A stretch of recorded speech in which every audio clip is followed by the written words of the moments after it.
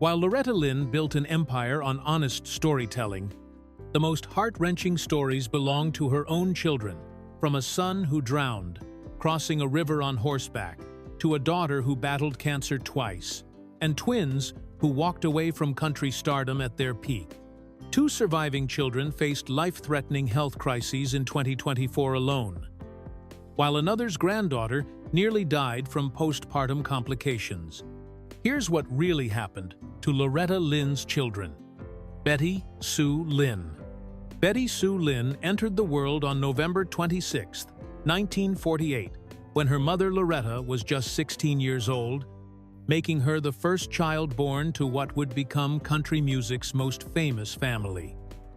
As Loretta's eldest daughter, Betty Sue grew up alongside her mother's rising career, often helping with business affairs and spending countless hours sorting through and responding to fan mail that poured in from around the world. But Betty Sue was far more than just a helper in the family business. She possessed a genuine talent for songwriting that would contribute to some of her mother's most memorable hits.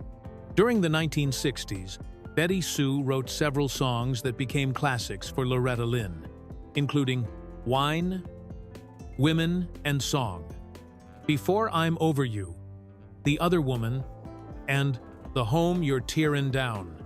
These weren't just family collaborations, they were legitimate country music hits that showcased Betty Sue's ability to craft lyrics that resonated with audiences.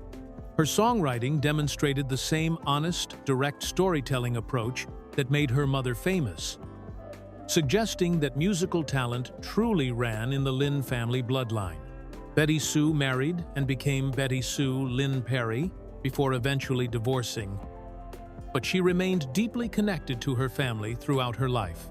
She was particularly close to her brother Jack Benny Lynn, and when he tragically drowned in 1984, Betty Sue spoke for her mother, telling reporters that mother's strength will pull her through, and that all of us kids have hung on to each other all these years, and it won't be the same without Jack.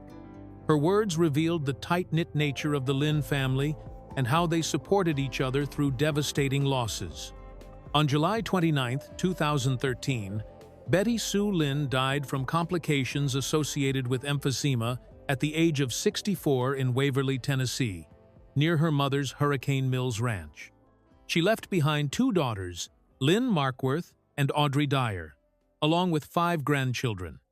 The family released a statement expressing their gratitude for the prayers and support they received during this difficult time, acknowledging that Betty Sue was Loretta's oldest daughter and had been an integral part of the family's life and legacy.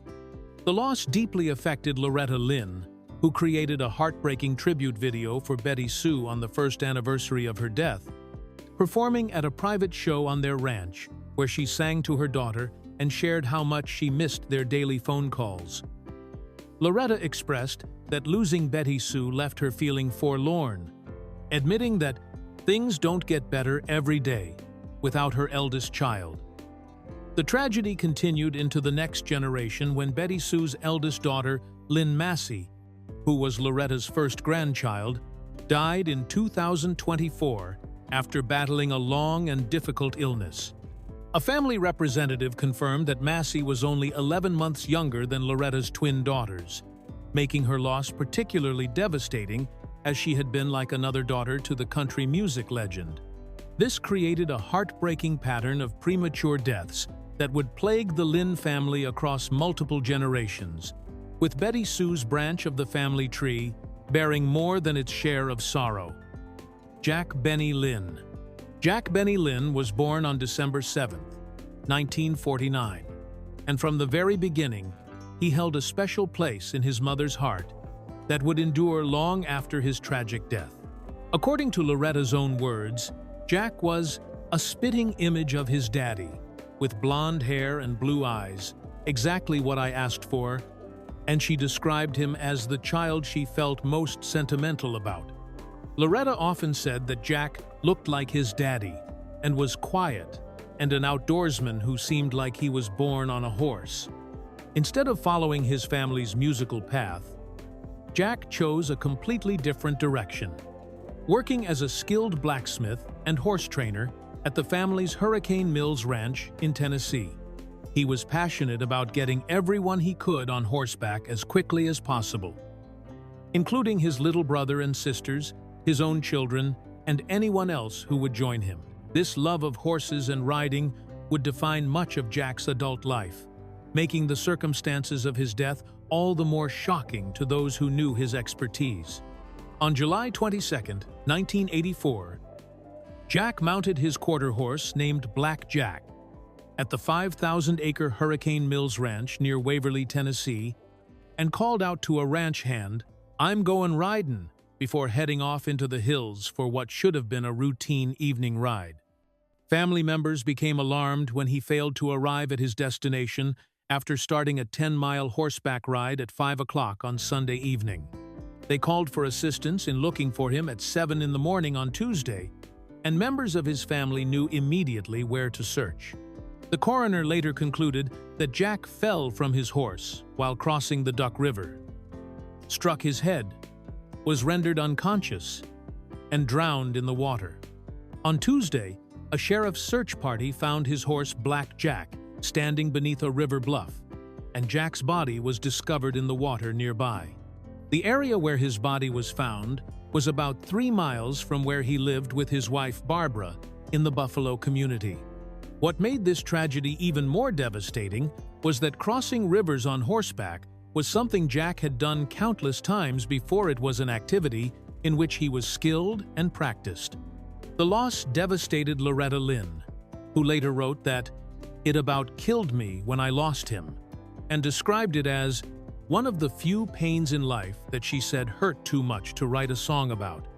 She revealed that she started covering Willie Nelson's song, "You Were Always on My Mind," after Jack died, as a way to tell him she still thought of him every single day.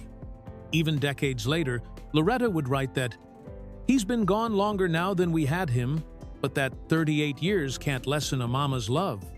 The tragedy didn't end with Jack's death, as his son Jeffrey Allen Lynn also died unexpectedly on June 6, 2016.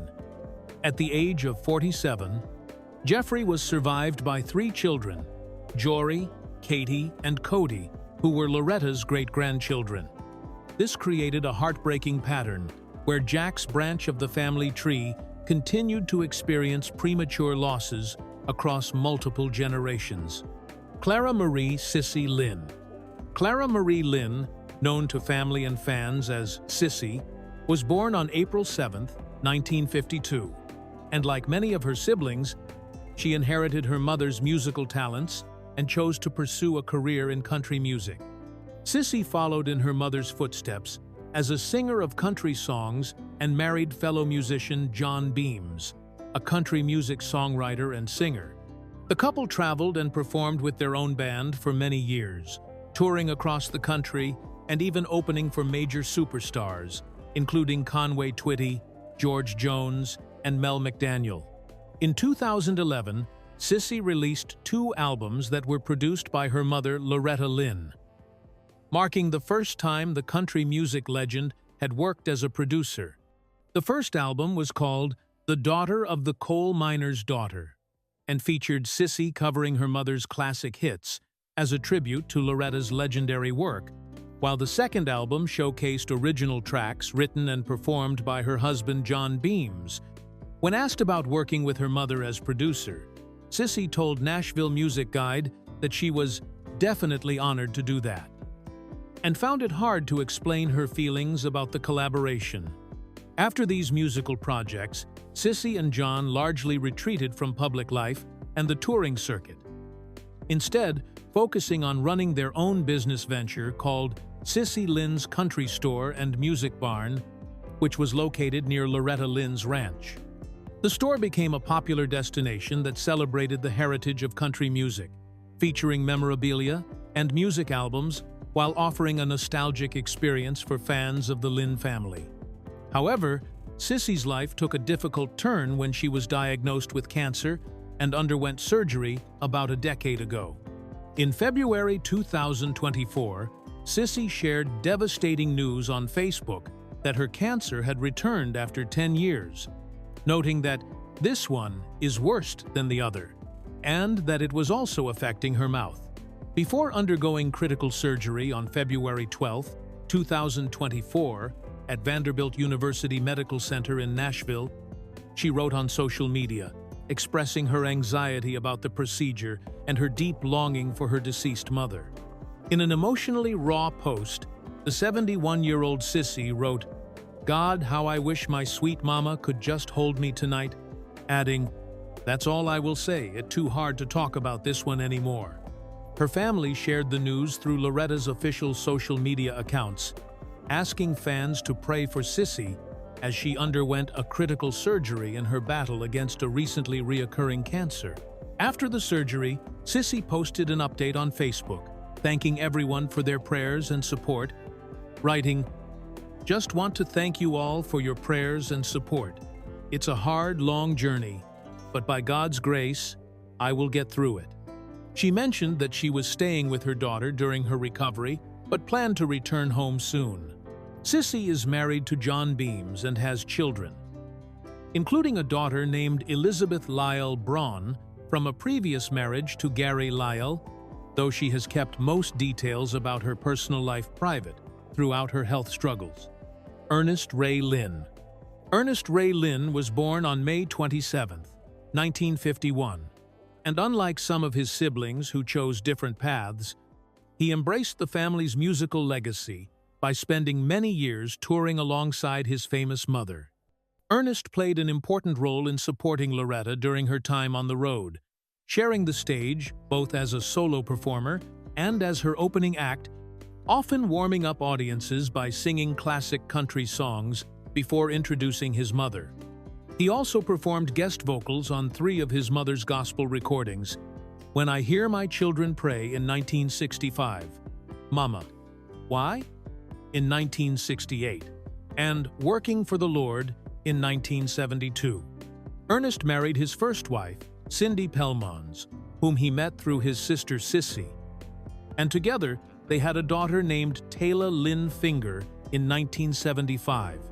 His daughter Taylor has continued the family's musical tradition and is now a country singer in her own right, performing both as a solo artist and as part of a duo with Conway Twitty's grandson. Ernest later remarried to a woman named Crystal, and the couple has been living on the Hurricane Mills Ranch in Tennessee. Over the past year leading up to 2024, Ernest had undergone multiple surgeries to address his kidney failure and dialysis needs, but these procedures had not yielded the results doctors hoped for. On January 23, 2024, Ernest Ray underwent what his family described as a critical surgery. His wife Crystal explained on Facebook that this was a life-saving and life-sustaining operation, and that they desperately needed to work this time so that they don't have to take more drastic measures. Crystal asked for prayers, writing, "So I ask of you all today to please pray for guidance for the doctors so that they may put this new device in a place that it works perfectly, as well as to pray for my husband and that he makes it through surgery with flying colors, that he heals quickly and completely, and that he finds good health and enjoyment out of life again." She explained that Ernest typically prefers to stay private about his health challenges, but he gave his blessing to share the news with fans who cared about him. Initially, the surgery appeared to be unsuccessful, with Crystal updating fans on Thursday, January 25th, that "The day hasn't gone as we had hoped for, but we are not giving up." She asked for specific prayers that his new device to start working for us tomorrow morning. However, by Monday, January 29th, Ernest began seeing remarkable health improvements that his wife could only describe as miraculous. Crystal wrote on Facebook, "I have no explanation for it other than God. One day we can't get a successful dialyzation, 3 weeks total. The next day we can. One day we're facing more serious circumstances. The next day we're not." She credited the recovery to divine intervention, writing, "God can do what we cannot, and He has done it. and thanking everyone who prayed for Ernest's recovery. By February 26, 2024, Crystal shared photos of herself and Ernest out for their first motorcycle ride of the season, showing him healthy enough to fill gas tanks and enjoy outdoor activities again. Patsy Eileen Lynn Russell. Patsy Eileen Lynn was born on August 6, 1964, alongside her twin sister Peggy Jean, making them the youngest of Loretta Lynn's 6 children. Patsy was named after her mother's close friend and mentor, the legendary country singer Patsy Cline, who had died in a plane crash just 1 year before the twins were born. Growing up on her mother's ranch in Hurricane Mills, Patsy attended public school and worked on the ranch while also joining her mother on tour, spending around 300 days a year traveling and witnessing firsthand the amount of work that a music career required. Patsy got married for the first time at the age of 16, and by the time she was 30, she had divorced twice and already had 3 children: Darren, Megan, and Anthony. She initially embarked on a solo singing career in the 1980s, crediting country artist Patty Loveless and her own family's musical heritage as the inspirations that led her onto that path. Later, in the early 1990s, she started singing alongside her twin sister Peggy on their mother's tour. In 1996, the twins decided to form their own country music duo and began working in Nashville, initially performing under the name Honk-A-Billies to preserve their anonymity and avoid trading on their family's famous name. They started performing at the iconic Tootsie's Orchid Lounge on Broadway, which eventually led to a meeting with Warner Brothers Records. When they finally revealed their identity to record executives, Patsy recalled telling the label representative, "We have something that we need to tell you. We're Loretta Lynn's daughters," leaving the man completely dumbfounded. Now performing as the Lynns, the sisters recorded 1 album for Reprise Records and charted 2 singles on the Hot Country Songs chart. In 1997, they released their biggest hit, Woman to Woman, which earned them nominations for CMA Vocal Duo of the Year in both 1998 and 1999. The song was particularly meaningful because it came from personal experience, with the sisters explaining that songs that are written by the artists that sing them are especially important because you had to be there and really experience that to write it. Despite their success, Patsy decided to step away from performing and instead pursued her passion for working behind the scenes, stating that she much preferred being in the studio to performing on stage. She transitioned into production work and became a producer and songwriter, eventually co-producing her mother's 2018 album, Wouldn't It Be Great, alongside John Carter Cash, the son of Johnny Cash and June Carter Cash. Patsy later married Philip Russell, and together they had a daughter named Emmy Russell, who would eventually follow in the family's musical footsteps. In 2024, Emmy Russell competed on American Idol Season 22, making it all the way to the top 5 of the reality singing competition before being eliminated. However, after the show concluded, Emmy welcomed a baby with her partner Tyler Ward, and the singer later revealed that she nearly died due to serious postpartum complications following the birth. Peggy Jean Lynn. Peggy Jean Lynn was born on August 6, 1964, as the twin sister to Patsy Eileen, making them the youngest children in the Lynn family. Peggy was named after Loretta's younger sister, Peggy Sue Wright, continuing a family tradition of honoring important relationships through their children's names. Loretta later recalled that she had no idea she was pregnant with twins and was completely shocked when the doctor told her there was another one to deliver, to which she exhaustedly replied, "I can't leave it in there." When Peggy left her Hurricane Mills home at age 21 to pursue music in Nashville, her father, Mooney Lynn, reluctantly drove her to Music City and gave his daughter a check for $250, essentially telling her she was on her own. Like many other aspiring performers who came to Nashville seeking fame and fortune, Peggy struggled for recognition without relying on her family connections. She and her twin sister Patsy initially performed under the name Honkabillies to preserve their anonymity and avoid trading on the Lynn family name. The sisters started performing at Tootsie's Orchid Lounge on Broadway, which was a comfortable environment for them since they had visited the venue as children. This carefully maintained anonymity continued as they pursued a record deal, and they even cut a self-financed demo tape while keeping their family background secret. When they finally met with Warner Reprise A&R chief Doug Grau, he was completely unaware of their famous heritage until they decided they had to reveal the truth. After signing with Warner Brothers Records and changing their name to The Lynns, the duo found success with their hit song Woman to Woman, which Peggy co-wrote after a personal experience of chasing away another woman who was pursuing her fiancé. The sisters earned nominations for CMA Vocal Duo of the Year in both 1998 and 1999, establishing themselves as legitimate country music performers in their own right. Their music reflected what one critic described as that unique mix of traditional and modern, made by rural people who grew up listening to Loretta Lynn, but with access to contemporary influences.